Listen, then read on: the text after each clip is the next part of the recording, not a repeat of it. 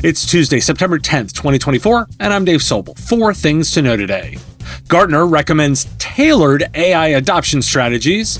AI's ROI hinges on focused use cases, why tailored solutions are outperforming broad tools.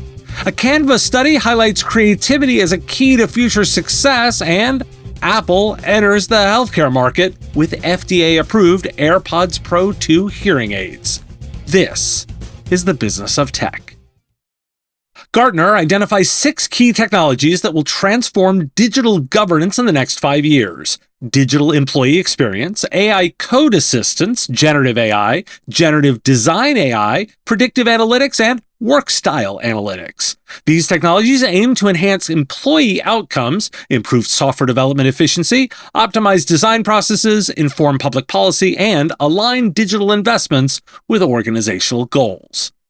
Also from Gartner, by 2027, 40% of generative AI solutions are expected to be multimodal, significantly increasing from 1% last year, enhancing human-AI interaction and application scalability.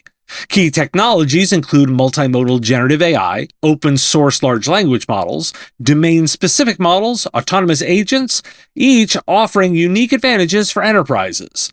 Multimodal generative AI will transform applications by integrating various data types, while open-source LLMs promote innovation and customization. Domain-specific models improve accuracy and reduce risks, and autonomous agents enhance operational efficiency and customer experiences. And in an event in Australia, Gartner advised IT leaders to adopt AI at their own pace, choosing between a steady or accelerated approach based on their goals. Steady adopters focus on productivity with fewer initiatives, while accelerated adopters aim for broader benefits like revenue and customer experience. Trust in AI is crucial, requiring different governance strategies for each approach. Organizations should also consider the emotional impact of AI on employees and avoid the pitfalls of disillusionment by focusing on business value. Why do we care? Take to heart Gartner's advice to move at your own pace and advise your customers to do the same. Not every organization will benefit from rushing into AI, especially if the infrastructure, governance, or trust isn't in place. Providers need to help clients assess their readiness for AI based on specific business needs and goals. A steady approach may be better suited for companies focused on productivity and internal efficiency, while that accelerated approach works for those aiming for high-reward initiatives like improving customer experience or gaining new revenue streams. And we'll get to ROI here in a moment. Moving data between storage platforms used to be slow, complicated, and challenging. MoveBot changed that with a simple data migration tool that just works. Migrate files, emails, contacts, and calendars with MoveBot. MoveBot supports over 30 platforms, including on-prem file servers. Start moving data in minutes using the intuitive web interface, with no infrastructure setup or management required. Listeners can get 25% off. Visit movebot.io/MSB Radio to learn more. So let's talk about ROI on AI. The information is reporting that Microsoft's AI assistant, 365 Copilot, has faced challenges in adoption due to performance issues and high costs, with only 0.1% to 1% of Microsoft 365 users currently paying for it. While some businesses report mixed results, there's optimism for future improvements. Budget constraints and competition from free alternatives also hinder broader adoption. And speaking of it, Microsoft is expanding its Copilot Plus AI features to include PCs powered by the latest AMD and Intel chips, enhancing performance, battery life, security, and connectivity.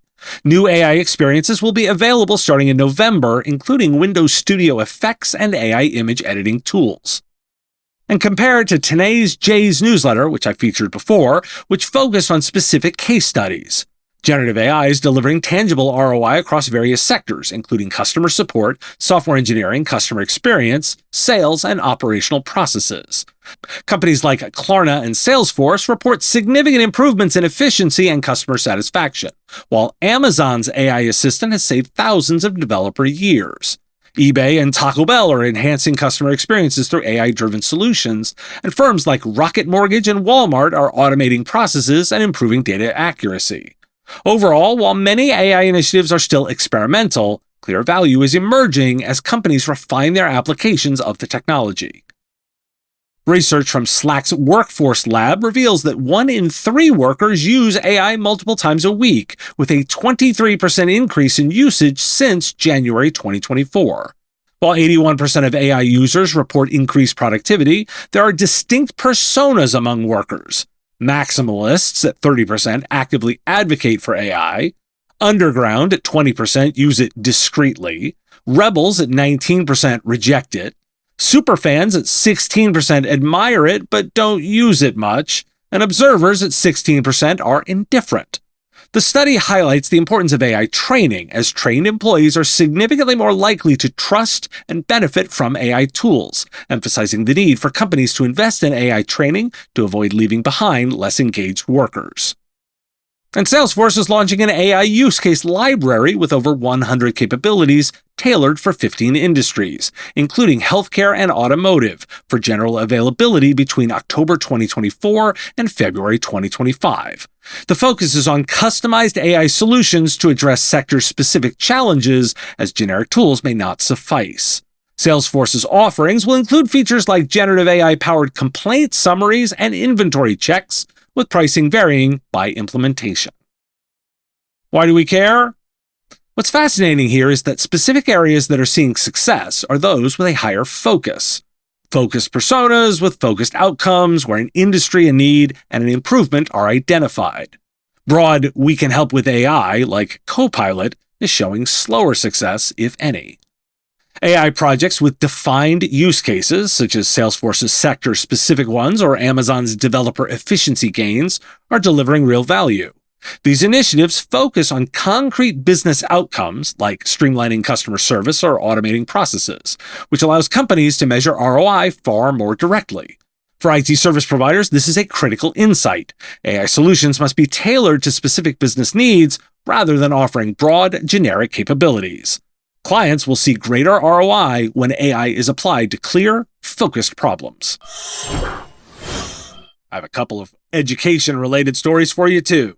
A study by Canva highlights the importance of creativity in education, emphasizing it's crucial for career success as AI automates routine tasks. While 80% of recent graduates credit their success to creativity, there's a gap in educational preparedness, with many educators citing a lack of resources and time to foster creative skills. The report suggests that teaching methods like project-based learning can enhance creativity, and 85% of hiring managers believe AI's rise will promote creative thinking, indicating a need for educational institutions to prioritize creativity alongside technical skills. And the UK government plans to invest £4 million in AI tools to assist teachers with lesson planning and homework marking, utilizing government documents for content generation. While the initiative aims to alleviate teacher workload, educational organizations have raised concerns about AI's limitations and ethical implications. The project is still in early stages, with assurances that pupil data will be anonymized and participation will be opt-in. Why do we care? As AI increasingly automates routine tasks, creativity becomes a differentiator in the workforce. Both the Canva study and the UK's AI initiative emphasize that AI should be used to enhance human creativity and teaching capacities, not replace them. This reflects a broader trend across industries. AI is most effective when it complements human skills, whether it's creative problem-solving for students or easing administrative burdens for teachers. IT providers can play a crucial role in advising educational institutions and customers on how to strike the right balance, ensuring that AI tools enhance both learning outcomes and teaching effectiveness. Apple had its big event yesterday. Apple launched the iPhone 16, featuring significant AI enhancements, including a new A18 chip optimized for generative AI, a customizable action button, and advanced camera controls. The event also introduced Apple Intelligence, that personal AI system for various devices initially shown this summer at WWDC. The Apple Watch Series 10 was also unveiled, capable of detecting sleep apnea. Apple Intelligence will launch in October for iPhones, iPads, and Macs with updates to iOS 18.1, iPadOS 18.1, and macOS Sequoia 15.1. iOS 18, iPadOS 18, and macOS Sequoia will all launch on Monday, September 16th. But here's the most significant announcement. Apple announced that the AirPods Pro 2 will soon function as FDA-approved hearing aids, improving access to hearing treatment. Users can take a hearing test via the Apple Health app to adjust sound levels. This move aims to help those with mild to moderate hearing loss, potentially increasing early access to hearing assistance. The AirPods Pro 2 will be available for $249 and include features like loud noise reduction for concerts. Why do we care? Apple now makes FDA-approved healthcare devices, pending approval. Apple is now a healthcare provider in the direct sense, with AirPods Pro being both widely distributed, significantly less expensive than competitive hearing aids, and available over the counter. This is a significant development.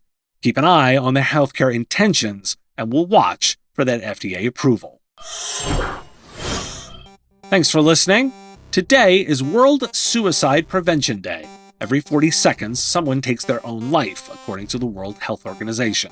It's the 10th leading cause of death in the U.S., so I'm making you aware, and if you're struggling, please reach out for help. I'll be speaking at Pulseway Nexus September 11 and 12, so make sure to sign up and register to join me. Link in the show notes and description.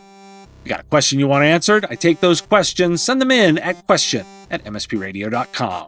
And if you got a thought or a story you want to share with me, put it in the comments if you're on YouTube, or reach out on LinkedIn if you're listening to the podcast. I'll talk to you again tomorrow.